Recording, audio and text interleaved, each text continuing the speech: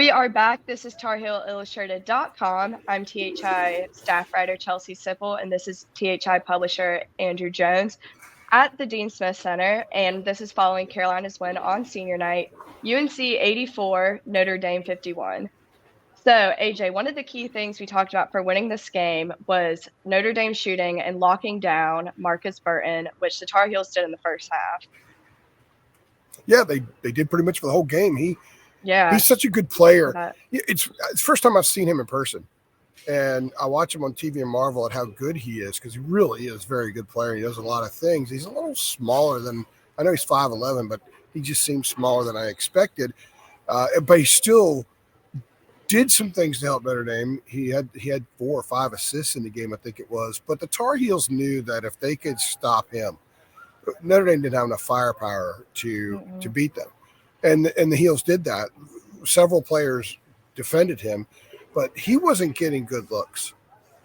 I don't know what he ended up with. He had 9 points with about 7 minutes left in the game. And really at that point, I was kind of one eye on the court, one eye on the laptop, because it was a 30-point game. And they had done what they had to do. Any late points wouldn't have really mattered. And I think that was key. To me, it showed how locked in the team was. It showed that they took Hubert's directive and employed it on the court. And doing that on a senior night, which is kind of hard sometimes to do those things. Sometimes it's kind of hard to be locked in and fully connected and have a lot of juice all over the place. And they had it on the defensive end. They were very good defensively tonight. And it began with Marcus Burton. And one of the things I really, really liked about how they played him is they were able to stop him with different guys being on him. They didn't have to do anything tricky or unique or Hubert didn't have to draw up, hey, we got to stop Marcus Burton. So here's something we haven't done all year. Let's try it in this game. They just played defense. They played defense. They kept him from getting the ball in comfortable positions. They D'd on him, manned up on him when he got it. And at one point he was 3 for 11. I do not know what the final stats were, but I think that was a really good sign. This team has shown an ability that even though sometimes dudes go off against them for a while, they know how to lock down eventually. They did it with O'Meara and Pack in Miami about 3.5 weeks ago. They did it Saturday with DJ Horn and Jaden Taylor from NC State. And this time they didn't wait till the second half to lock down. They locked down Burton out of the gate. They built a big lead. And really I never thought for once that Notre Dame, after it was 18-16 and Carolina had a big run, a 23-9 run, I never thought Notre Dame would challenge them. And it's because Burton wasn't going to get looks. So if you're a North Carolina fan and you're looking for all the good signs you could possibly find as the team heads into the postseason, and now they're in do or die situations the rest of the way, because the Duke game they would outright win the ACC. They get a win there. Mm-hmm. So they're essentially do or die the rest of the way. And to take that defensive performance tonight on top of what they did in the second half against NC State the other day, and then the variety of other things, and take that with them to Cameron and up to Washington, D.C., and wherever they go in the NCAA tournament, it's a big, big thing. They needed a defensive performance like this, and they got it. I know Notre Dame was challenged a little bit offensively, but Notre Dame came in having won 5 of 6. And they beat some good teams. So I think that this was a really good and an encouraging defensive performance across the board by the Tar Heels.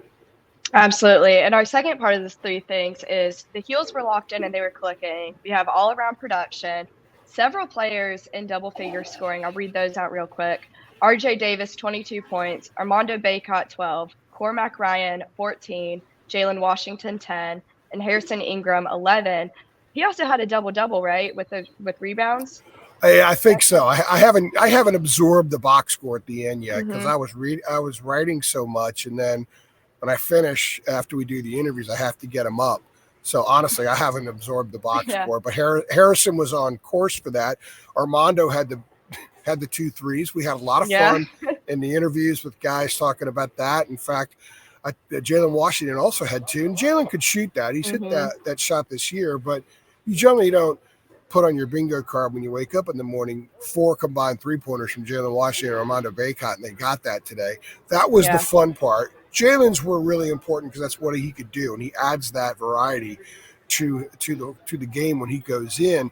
But I think, RJ doing RJ things. Those pink shoes serve him well in this building. He wore the pink when he scored 36 against Wake. He wore the pink when he scored 42 last week. And honestly, if this was a closer game, he could have gone for 40 tonight. He was in that kind of groove.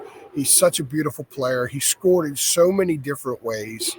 The drive to the basket, the pull-up floater. He's got that one-legged floater. He had a curl where he caught, turned, and shot from about 15 feet. Yeah. He had a step-back three. He had a step-back J. He had a catch-and-shoot three. He had a pick at midcourt of Burton and laid it in transition on the other end. He scored so many different ways. Being the guy that he is, he also had 6 assists. So RJ was phenomenal. RJ's always going to be phenomenal, I think, moving forward. But I really like the balance they played with. I like Cormac attacking tonight. And he's went up against his former team. He spent 4 years at Notre Dame, played 3 seasons, has a degree from there. And I asked him about, how tough was that? Or was it made easier because most of the people on that Notre Dame sideline weren't there a year ago. It's a whole new staff because Mike Bray retired. Yeah. And most of his teammates are gone. He only knows a few guys over there. He said it wasn't hard at all. 1, because there weren't a bunch of guys over there that he knew.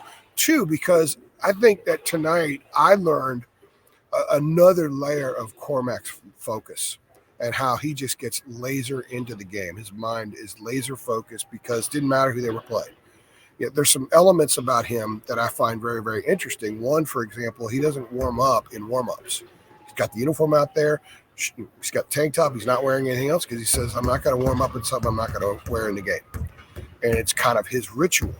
There's a ready to play the game mentality when he walks out of the locker room and starts shooting around. And he had that here in this game. He's going to be someone that if this team advances far in the postseason, he's going to handle everything perfectly fine. He's not going to be overwhelmed by the moment at all. And I thought this was a really good sign again for Carolina. Cormac wasn't faced. That's the opponent. Let's kill him. Even though I have a degree from that school and I spent 4 years there and I love the Irish, let's kill them. Yep. And I think that's a great thing. And that's one of the new things in college athletics now because of the portal and guys getting the 5th year because of COVID. So that was a neat thing as well. I really like how Harrison Ingram played today. He didn't force things. He usually doesn't force things, but he had some very nice looks. I thought maybe he could have scored a little bit more. And Armando, sometimes this team goes away from him too much. And I know he missed a dunk for the 2nd straight game, and maybe he wasn't finishing at the rim like people want. You still need to go to him because he is someone that can give you the double-double every night, and you need his offense. You need to get scoring in the post. He ends up going for, I think, 14, and he had 6 points on 3. So he even one time, I can't remember what his name was, the big guy on Notre Dame. Armando had no respect for him. He actually did a pump fake from the wing and tried to drive to the basket. He had no respect for that guy. And it was a really good offensive performance. This team needed to blow somebody out. They needed a feel-good win. They needed the other guys to get into play and have some production. Jalen Washington with 10 points. It's to have a feel-good game from some dudes that are going to be forced to play down the road. There's going to be a game maybe Saturday night in Durham when Armando gets in foul trouble and Jay Wash is going to have to get out there and play. And he's coming off a 10-point game. I think for these guys, anytime one of the non-regular starters, when I say regular starters, we don't always get Elliott. We almost always get RJ and Armando and Harrison. So when one of the other guys talks to us after a game, it's because they played really well. So we hadn't spoken to Jalen in a few weeks, and to speak to him after the game today with them heading into Duke here this weekend and fully being ensconced in March mode now, I think is a really, really good sign. So I'm really impressed with the defense. Carolina fans should be very encouraged with what they did defensively and how locked in they were, but they were locked in offensively. They played with an extra skip in their step offensively. They were in attack mode. I didn't see Hubert stop any transitions, any fast breaks with a called set. He let him play, which is good. He needs to let him play. And it's a really good performance. I think Carolina fans should be extremely pleased with how this played out, and they had some fun in doing so as well. Absolutely. I think this is a game we've been needing to see for a while. So, AJ, third thing is what this means. We're headed into Duke at Cameron Indoor Stadium this Saturday. And like you mentioned, going into full March mode, Carolina already has that double bye. We'll see how it goes against Duke. But what does this mean moving forward? Well, first of all, they clinched a share of the ACC regular season titles, so they will hang a banner. But these guys don't want to hang a banner where it says CO dash. They don't want a CO dash being on there. They want to win it outright, and they have to win at Duke to win it outright. Also, they want the number 1 seed in the ACC tournament, so they play Thursday at noon instead of Thursday night at 7. And if they win Saturday, then they have the number 1 seed. It's all theirs. If they lose, it would go down to a tiebreaker. And if you look at the way the tiebreaking policy is, they would go down below them. Like next would be Virginia, perhaps. And neither one of them lost to Virginia, so then you go to the 4th team. If the 4th team is Clemson or Syracuse, Carolina lost to them and Duke didn't. So Duke would get the 1 seed. Carolina would get the 2 and have to play Thursday night. That is important because you want to be the 1 seed going to your tournament. And also the importance here is if Carolina beats Duke Saturday night, Carolina's going to start out the NCAA tournament in Charlotte, no matter what happens at DC. Duke's not going to go there because Carolina beat them twice. Tennessee will probably be there as well. So they would start the NCAA tournament in Charlotte, which is very important. Historically, if you look at what this program has done in the NCAA tournament when they have played in their home state, when they've started in their home state, done some really good things. The 82 title started in the home state. 93 titles started in the home state. 05 started in the home state. 09 started in the home state. 17 would have, but because of the controversial bathroom laws at the time, the NCAA moved it from Greensboro to Greenville, South Carolina, which was almost like being their state, and they won the title that year too. So it's important to be in Charlotte, and I think that winning Saturday night it will give them Charlotte for sure, and obviously give them the first of what they want to hang is 3 banners. So it also means they're playing well. They've won 5 in a row. It's kind of a sneaky 5 in a row. And if you look at how they've had to win each of these 5 games, they've had to go deep into their tool chest and pull everything out at some point or another to get these 5 wins in a row here. And I think they're ready. I think we've seen what they are. We know who they are. We know where their strengths are. We know that they can go through very long stretches defensively where they shut teams down. Notre Dame missed 11 straight shots in one stretch tonight. NC State missed 15 straight on Saturday. A week and a half ago, Virginia missed 22 out of 23 in a stretch. So this team can D it up. They have out-rebounded every opponent in their last 19 games, and that was when Hubert made a big deal after the Kentucky game about defense and rebounding. And they've been one of the best defensive teams in America statistically, analytically since then, and they have been as good as anybody on the glass since then. So offensively, we know what they are. They've gotten good flare-ups from everybody in the starting lineup, multiple flare-ups from everybody in the starting lineup in the last few weeks, which you want going in. I think they're in good shape. They're in good shape going into Duke. They're in good shape going into DC, and they're in good shape heading into the NCAA tournament. I think this team is in a good spot. And what we've seen the last couple of weeks is them just kind of bringing everything along and saying, okay, well, here, we'll show this to you now for a while. It's like a buffet. They've got all these awesome elements to them and some not so awesome elements, but it's all part of the buffet. And the bottom line is if you go to the left side of the buffet and eat that stuff one night, you're going to be satisfied. You think it's great. The next time you might go try the stuff on the right side and you're going to leave satisfied and great. Hey, then the next time you might go for the stuff in the middle. That's kind of what they are. They find ways to win. They don't play to the competition. I think that they thrive on whatever the pace of the game is. Notre Dame likes to play slow. They didn't let them play slow. Virginia likes to play slow. They did play slow, and Carolina still beat them. So I like the parts. I like where they are, Chelsea. I really think that they're probably about as good a point as they can be going into this game Saturday and into the postseason. Absolutely. Well, we'll see how that game Saturday goes. I like that buffet analogy, AJ. I haven't heard that before.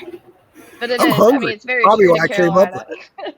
I've eaten one low-carb pita today. Pardon me? You come up with that on the spot? I've got to do something to make the video work, so why not? Well, the thing is, I've had one pita today. I've eaten once, so I'm starving. That's probably why I was thinking of a buffet. Well, we'll close this out so you can go get a snack. But thank you to all those watching. If you're looking forward to this Carolina versus Duke game, if you're a Tar Heel fan who's happy about this great senior night they've had for some of those players, like and subscribe to TarHeelIllustrated.com. We've got the YouTube and website, constant Tar Heel basketball coverage uploaded. Thank you, AJ. Thank you, Chelsea.